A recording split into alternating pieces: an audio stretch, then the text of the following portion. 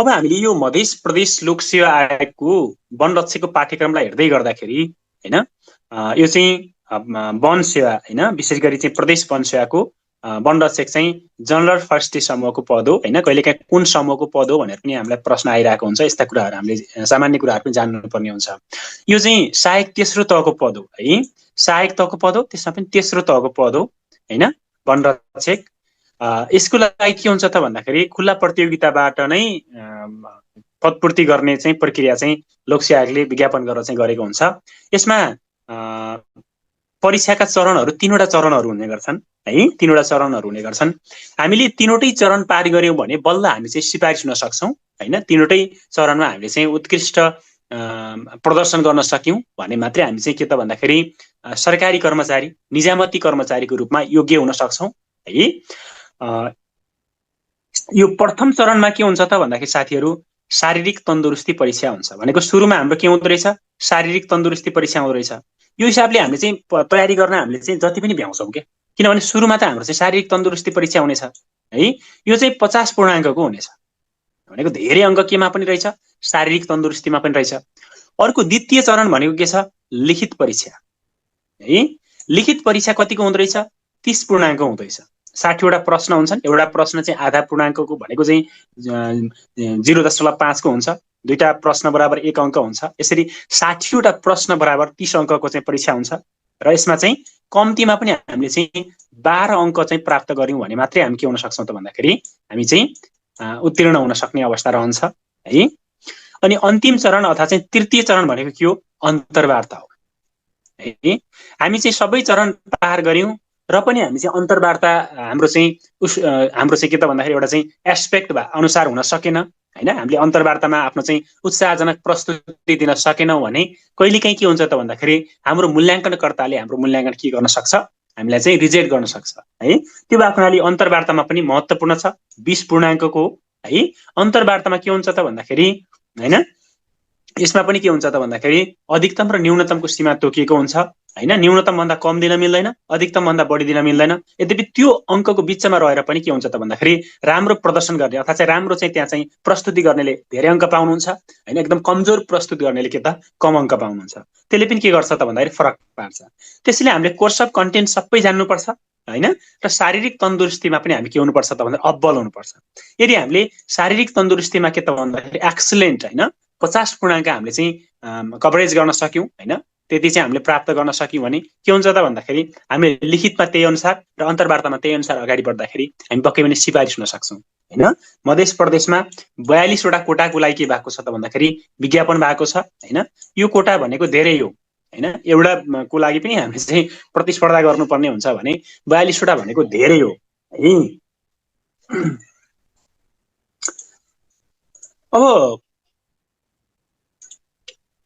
त्यसपछि हामीले परीक्षा योजनातिर जाँदाखेरि हैन मैले अगाडि पनि भने यहाँलाई परीक्षा योजनातिर जाँदै गर्दाखेरि प्रथम भनेको शारीरिक तन्दुरुस्ती हैन पूर्णाङ्क 50 को हैन चाहिँ हुने गर्छ कम्तीमा पनि हामीले 25 चाहिँ त्यो प्रयोगात्मक भनेको शारीरिक तन्दुरुस्तीमा प्राप्त गर्न सक्यौं भने मात्रै हामी के गर्छौं द्वितीय चरण अथवा लिखित चरणमा चाहिँ हामीले एक्जाम दिन पाउँछौं हैन द्वितीय चरणमा लिखित परीक्षा हुन्छ 30 पूर्णाङ्कको त्यसमा कम्तीमा पनि हामीले चाहिँ 12 चाहिँ पासको लागि ल्याउनै पर्ने हुन्छ हैन त्यसपछि चाहिँ जसले बढी ल्याउँछ त्यो कम्पिटिसन हैन सो आधारमा चाहिँ हाम्रो नाम निस्किने लिखित चरण पार गर्ने अवस्था रहन्छ हैन 60 वटा प्रश्न 0.5 हैन 50 मिनेटमा हामीले चाहिँ 60 वटा प्रश्नहरु चाहिँ हल गरिसक्नुपर्छ तृतीय चरण भनेको अन्तर्वार्ता हो हैन अन्तर्वार्ता के हुन्छ 20 पूर्णाङ्कको चाहिँ अन्तर्वार्ता हुन्छ यो चाहिँ मौखिक यहाँलाई प्रश्नहरु चाहिँ सोधिन्छ है छलफल हुन्छ यहाँहरुको व्यक्तित्व होस् हैन सेवा सम्बन्धी विषयवस्तु होस् अथवा चाहिँ के त भन्दाखेरि यहाँमा यस हजुरमा भएको के त भन्दाखेरि एउटा किसिमको चाहिँ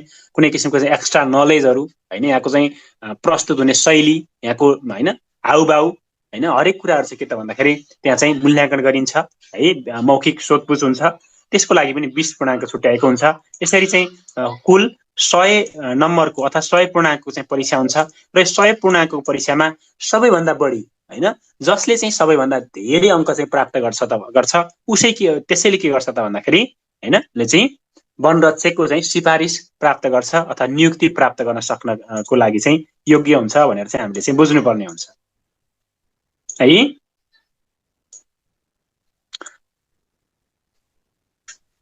अब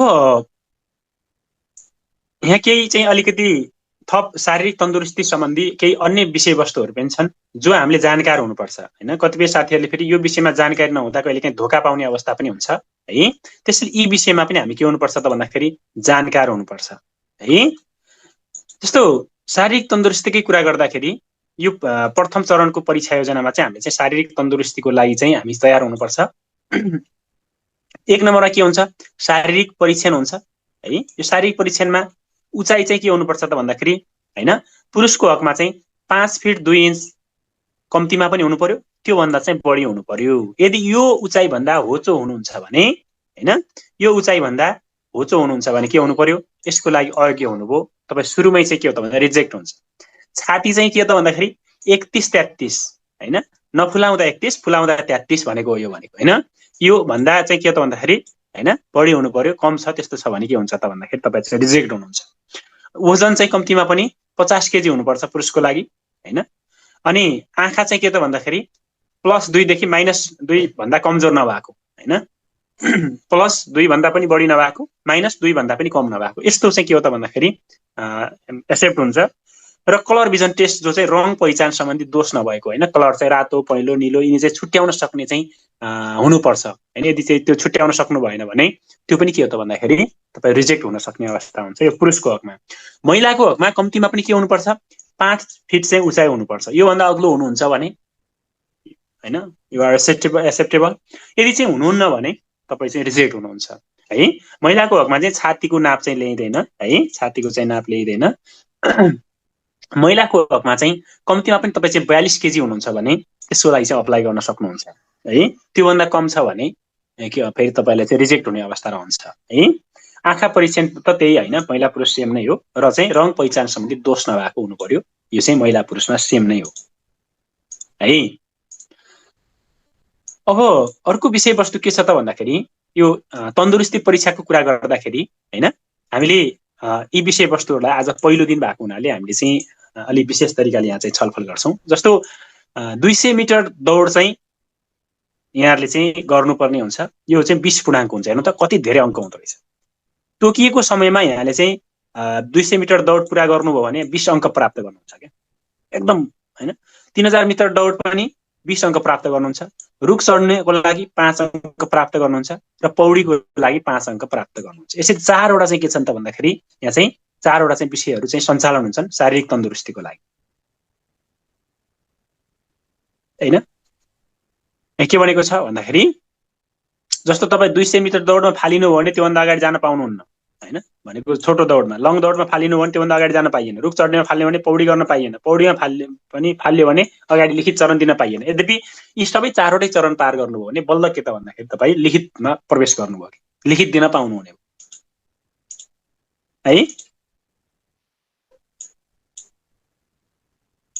अर्को भनेको अब हामी यो 200 मिटर दौडमा पनि अङ्क चाहिँ कसरी विभाजन गरेको छ। सबभन्दा धेरै अङ्क प्राप्त गर्ने भनेको 20 अङ्क हो, तर पनि 20 अङ्क सबैले त प्राप्त गर्दैनन्। तपाईले यदि 28 सेकेन्ड भन्दा पहिले पार गर्नुभयो पुरुषले भने 20 अङ्क प्राप्त गर्नुभयो। 28 देखि 32 सेकेन्डसम्मको लागि 15 अङ्क, 32 देखि 36 सम्मको लागि 10 अङ्क, 36 सेकेन्ड भन्दा ढिलो भयो भने असफल, आउट है। अनि महिलाको हकमा 34 सेकेन्डसम्म 20 अङ्क है। अनि 38 सेकेन्डसम्म चाहिँ पार गर्नुभयो भने 15 अङ्क, 38 देखि 42 सेकेन्डसम्म पार गर्नुभयो भने 10 अङ्क हैन। त्योभन्दा पछाडि चाहिँ पार गर्नुभयो भने असफल।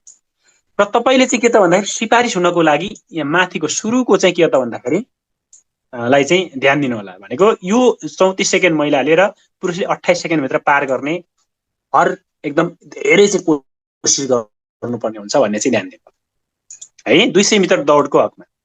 अब चाहिँ 3000 मिटर दौडको कुरा छ हैन। 3000 मिटर दौड, 3000 मिटर दौडको कुरा गर्दाखेरि साथीहरु, यो 3000 मिटर दौडको कुरा गर्दाखेरि चाहिँ पुरुषको हकमा के त भन्दाखेरि 12 मिनेटसम्म भित्र 3000 मिटर पुरा गर्यो भने 20 अङ्क पाइयो। 14 मिनेट भित्र चाहिँ गर्यो भने 15 अङ्क पाइयो। 16 मिनेट भित्र गर्यो भने 10 अङ्क पाइयो। त्यसभन्दा पछि चाहिँ के त भन्दाखेरि पार गर्नुभयो भने धेरै समय लाग्यो भने चाहिँ असफल हुन्छ। अनि यसैगरी महिलाको लागि 14 मिनेट भित्र पार गर्नुभयो भने 20 अङ्क हैन। लामो दौड के 3000 मिटर दौड हैन। 16 मिनटसम्म पार गर्नुभयो भने 15 अङ्क हैन। त्यसै गरी 18 मिनटसम्म पार गर्नुभयो भने 10 अङ्क र त्यसभन्दा पछि 18 मिनटसम्म पनि तपाईले चाहिँ 3000 मिटर दौड पूरा गर्न सक्नु भएन भने त्यसपछि चाहिँ के हुन्छ त भन्दाखेरि तपाई चाहिँ असफल हुने अवस्था रहन्छ है, रहन्छ। यसै गरी अब यो तपाईले के ध्यान दिनु पर्यो त भन्दाखेरि तलका असफल कुरा र माथिका अरु हेर्नु भएन, सिधै चाहिँ 12 मिनेटमा पुरुषले पार गर्नु पर्यो, 14 मिनेटमा महिलाले पार गर्नु पर्यो। यो यसलाई टार्गेट बनाउनु है, यसलाई चाहिँ टार्गेट बनाउनु।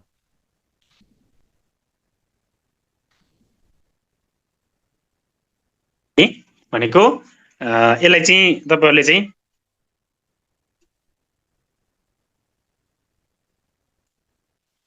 यसलाई चाहिँ तपाईहरुले चाहिँ एक्सलेन्ट गर्ने प्रयास गर्नु पर्यो क्या है। अब रुख चढ्ने कुरा गर्दाखेरि रुख चढ्ने त यहाँले चाहिँ अलिकति त्यो यति उति भनेर चाहिँ क्याटेगोरी वर्गीकरण गरिएको छैन रुख चढ्नको लागि हैन। यहाँले के गर्न सक्नुहुन्छ त भन्दाखेरि 7 मिटरसम्म रुख चढ्ने हो भने पुरुषको हकमा 5 अङ्क प्राप्त गर्नुहुन्छ, सफल भयो। सक्नु भएन भने असफल हो है, सिधै।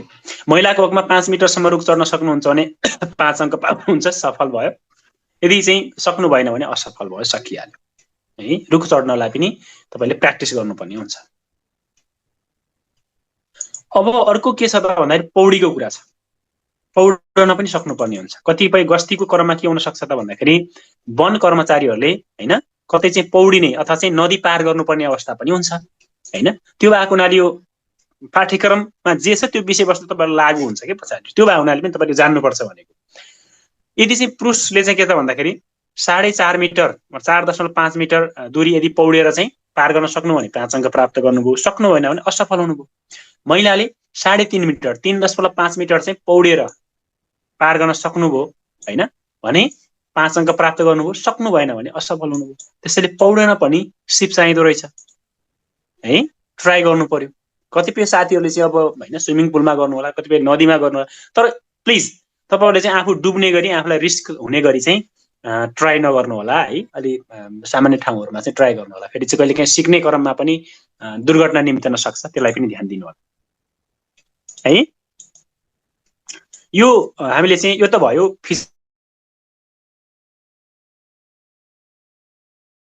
फिजिकल चरण भयो हैन। सारी के हुन्छ त भन्दाखेरि लिखित परीक्षा दिन पाउँछ। लिखित परीक्षाको लागि फिक्स कोर्स डिजाइन गरिएको छ। त्यसमा अनावश्यक कुरा पढ्न जरुरी छैन, जान्न जरुरी छैन, आवश्यक कुरा जान्नै पर्छ। जस्तो लिखित चरणमा के छ त भन्दाखेरि 1 नम्बरमा भनेको फर्स्ट च्याप्टर हामीले के छ भन्दाखेरि मधेस प्रदेशमा पाइने वन जंगल वनस्पति वन्यजन्तु किसिम र वन प्रजाति बारे जानकारी भन्ने छ। यसमा मधेस मात्रै नभएर हामीले समग्र नेपालको वन क्षेत्र र मधेसको वन क्षेत्र हामीले चाहिँ पढ्नुपर्ने हुन्छ। अर्को के छ मधेस प्रदेशमा पाइने जडीबुटी गैर काष्ठवन पैदावार भन्ने छ। यो नेपालमै पाइने सबै कुरा हामीले पढ्छौं, मधेसको पनि यसो भइहाल्यो। अर्को भनेको दिगो वन व्यवस्थापन बारे जानकारी हामीले चाहिँ पढ्नुपर्ने हुन्छ। दिगो वन व्यवस्थापन हैन, वन सम्वर्धनका कुरा, उपयोगका कुरा हैन, संरक्षणका कुराहरु हामीले चाहिँ पढ्छौं। दिगो वन व्यवस्थापन सम्बन्धी मापदण्डहरु हामीले चाहिँ अध्ययन गर्छौं है। अर्को के त भन्दाखेरि वन मापन हैन, मापनको कुरा, रुख छपान कटान हैन, मुछान घाटगद्दीका कुराहरु हामीले चाहिँ पढ्छौं है। वन मापन भनेको के हो, छपान कटान मुछान घाटगद्दी भनेको के हो, यो कसले गर्छ, के हो हैन, कसलाई अधिकार छ हैन, यस्ता कुराहरु हामीले चाहिँ पढ्छौं। अर्को भनेको माउरुख पहिचान हैन, कस्तो रुखलाई हामी चाहिँ माउरुख भनेर चाहिँ हामीले चाहिँ परिभाषित गरेका छौं र कसरी चाहिँ पहिचान गर्ने हैन, कस्तो रुख माउरुख हुन सक्छ हैन, त्यो अध्ययन गर्छौं। बिउ बिरुवा हैन संकलन गर्ने, नर्सरी कार्य हैन, बिरुवा उत्पादन र वृक्षारोपणका विषयवस्तुहरु चाहिँ हामीले चाहिँ 5औं च्याप्टरमा चाहिँ हामीले अध्ययन गर्छौं।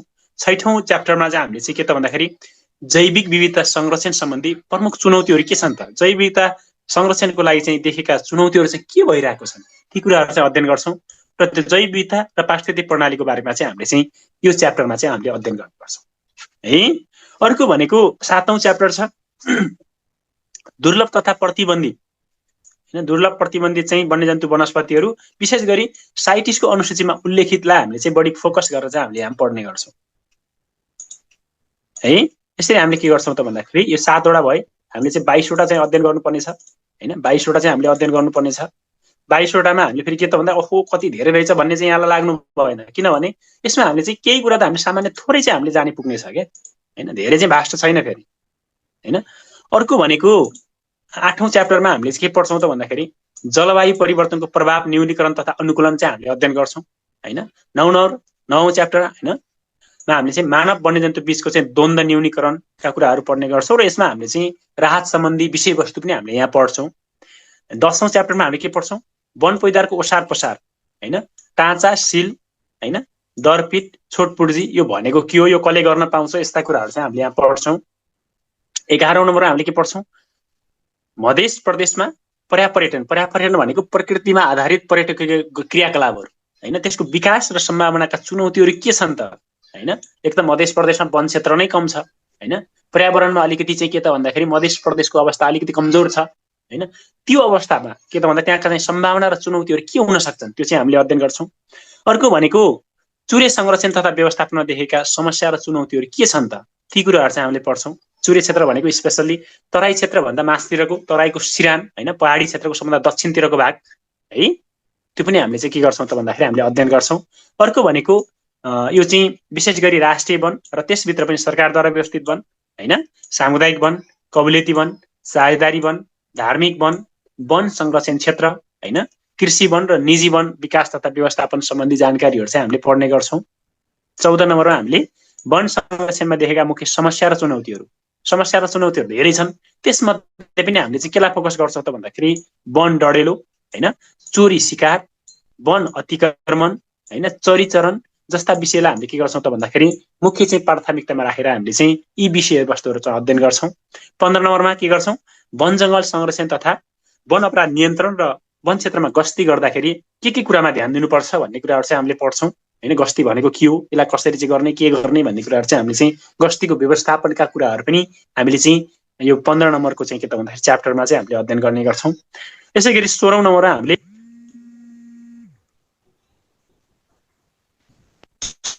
के त भन्दाखेरि वन र वन्यजन्तु अपराध र यस सम्बन्धी लागू हुने कानुनको बारेमा, वन र वन्यजन्तु अपराध र यस सम्बन्धी लागू हुने केही कानुनहरू छन्, ती कानुनको बारेमा पनि हामीले के गर्छौं त भन्दाखेरि हामीले चाहिँ अध्ययन गर्छौं है। कानुनहरू भन्नाले अब धेरै कानुनहरू छन् हैन, ती कानुनहरू मध्ये हामीले चाहिँ हामीलाई आवश्यक पर्ने कानुनहरू चाहिँ हामीले के गर्छौं त भन्दाखेरि हामीले मधेस प्रदेश लोकसेवा आयोगको तयारीमा चाहिँ हामीले के गर्छौं? छलफल गर्छौं, अध्ययन गर्छौं है। अर्को भनेको हिरासतमा रहेका अभियुक्तको बारेमा ध्यान दिनुपर्ने कुराहरू हैन, विशेष गरी चाहिँ वन सम्बन्धी कसुर का सम्बन्धमा हिरासतमा रहेका व्यक्तिको बारेमा चाहिँ हामीले चाहिँ विशेष गरी त्यसलाई फोकस गरेर चाहिँ हामीले अध्ययन गर्छौं।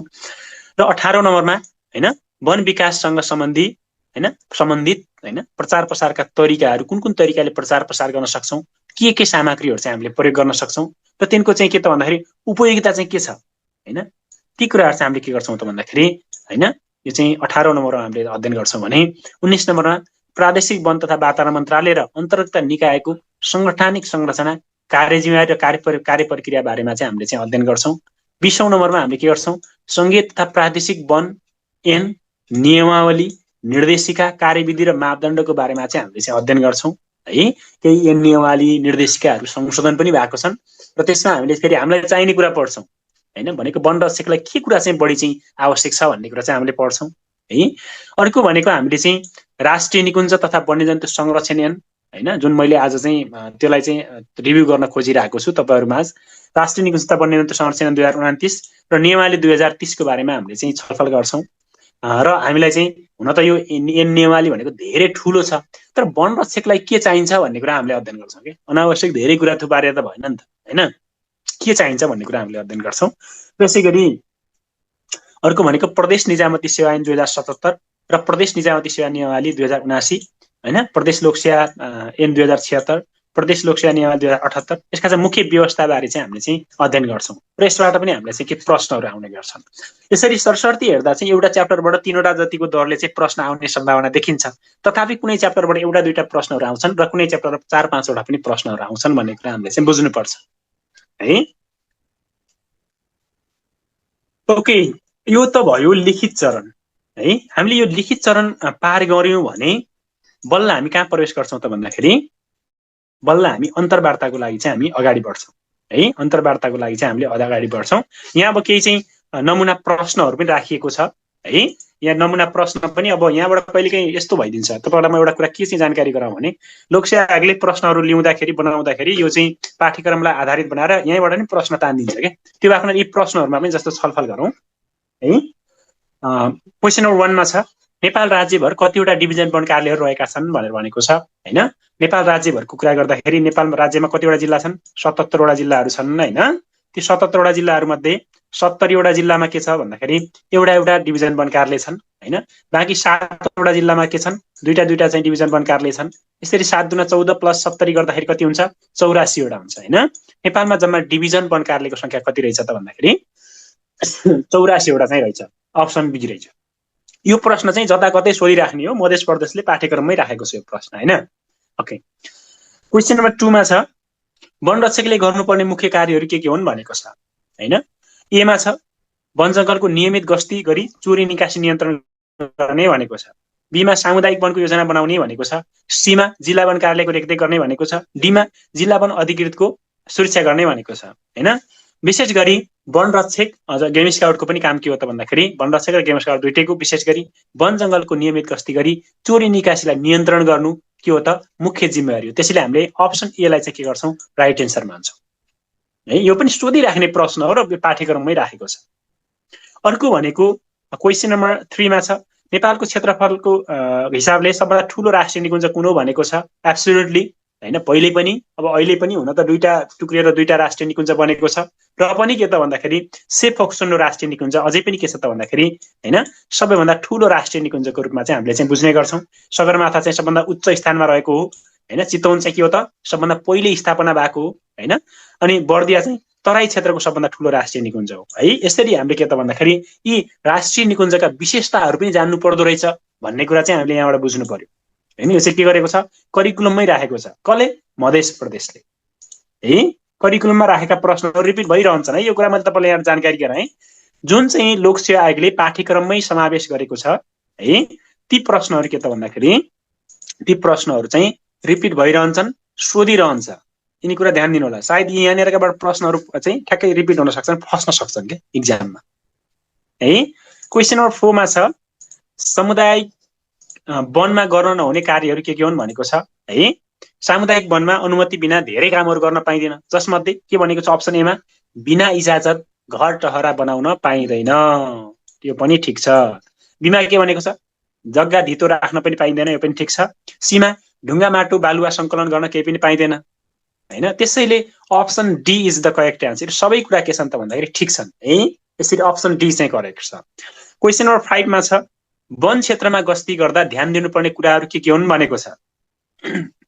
हामीले वन क्षेत्रमा गस्ती गर्दा सामग्रीको बारेमा ध्यान दिनुपर्छ भनेर पढेका छौं।